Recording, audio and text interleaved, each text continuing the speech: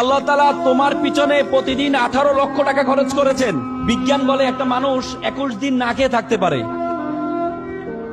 3 দিন পানি না খেয়ে থাকতে পারে, 3 মিনিট নিঃশ্বাস প্রশ্বাস না নিয়ে থাকতে পারে। আমরা প্রতি মিনিটে 7 থেকে 8 লিটার অক্সিজেন গ্রহণ করে থাকি।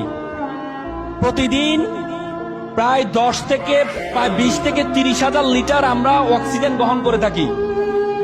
আমাদের ফুসফুস 20 থেকে 30 লিটার যেই অক্সিজেন গ্রহণ করে থাকি, সেখান থেকে মাত্র 550 লিটার পিওর বাতাস গ্রহণ করে।